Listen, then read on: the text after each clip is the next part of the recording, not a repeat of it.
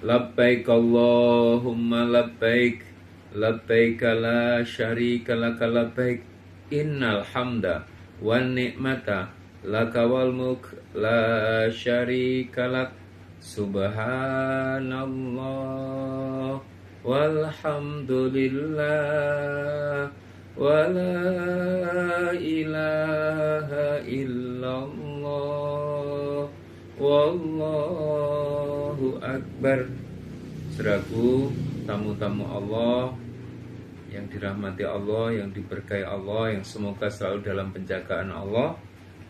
Saat kita melihat Baitul Haram, melihat Baitullah, hendaknya kita merasakan keagungannya, mengucapkan syukur kepada Allah karena kita dijadikan golongan orang-orang yang bisa berkunjung ke sana.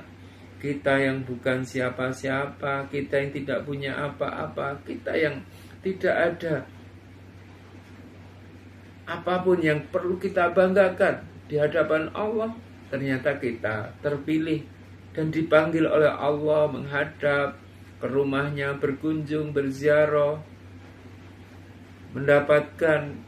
mengharapkan keberkahannya. Maka saat kita berada di Baitullah, kita rasakan sebuah keagungan, sebuah kemuliaan, sebuah kemahabesaran Allah, sehingga kita tunduk patuh, kita merasakan bahwa kita adalah hamba yang lemah berhadapan dengan Allah yang Maha Kuat.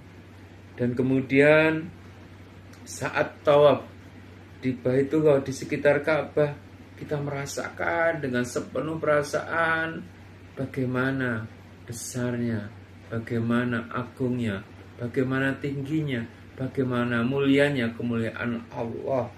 Saat mencium dan melambaikan ke Hajar Aswad, hendaklah kita bersumpah setia kepada Allah untuk taat kepadanya, bertekad untuk memegang teguh sumpah setia itu.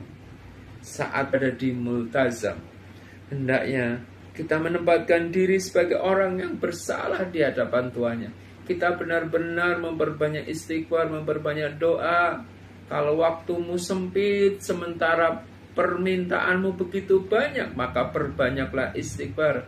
Astagfirullahaladzim, astagfirullahaladzim, astagfirullahaladzim. Maka sesungguhnya saat kita tawaf, kita sedang merasakan sebuah kekuatan dari sisi Allah Subhanahu wa Ta'ala, bahwa kita bisa bergerak karena dipergerakkan oleh Allah. Kita bisa berkunjung karena Allah yang membimbing kita, membimbing hati kita, mendorong kaki-kaki kita untuk berkunjung ke sana. Luangkan waktu, pikiran, dan seluruh potensi kita untuk pergi ke sana. Maka Allah yang menggerakkan kita semuanya. Saat melakukan sa'i, Safa, Marwah, dari Safa ke Marwah, maka kita menggambarkan, kita merasakan tempat ini tempat timbangan, dua tapak timbangan. Maka dua tapak timbangan itu akan terjadi di hari kiamat, di mizan.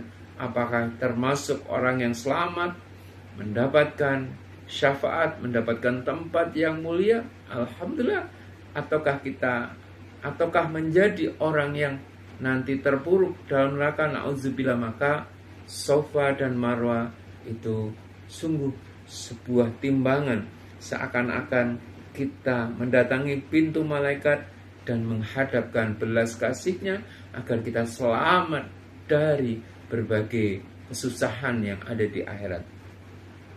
Dan saat kita berada di tempat seperti nantinya saat kita berhaji wukuf, maka kita berada seperti di padang mahsyar. Dan saat melempar jumroh, niatkanlah untuk tunduk patuh, menunjukkan ketaatan hanya kepada Allah Subhanahu wa Ta'ala, tanpa pernah memikirkan dengan pikiran yang bermacam-macam. Maka semua yang kita lakukan sesungguhnya dalam ibadah adalah sebuah ketaatan, sebuah kepatuhan, sebuah kepasrahan, sebuah penyerahan totalitas, bahwa kita adalah hamba Allah yang tunduk, taat, patuh, berserah hanya kepada Allah Subhanahu wa Ta'ala. Dengan demikian, seluruh rangkaian ibadah kita dari berpakaian ihram, kemudian melakukan tawaf, kemudian sa'i sampai bertahalul, itu sesungguhnya adalah rangkaian ibadah menunjukkan ketaatan kita kepada Allah Subhanahu wa ta'ala. Inna sholati wa nusuki wa mahyaya wa mamati lillahi rabbil alamin. Sesungguhnya sholatku, ibadahku, hidupku, dan matiku hanyalah untuk Allah, Rabb semesta alam. Hidupku untukmu ya Allah, apalagi matiku. Hidupku untukmu ya Allah, apalagi matiku. Hidupku untukmu ya Allah, apalagi matiku. Inilah perjalanan yang akan kita lalui, yang akan kita jalani. Karenanya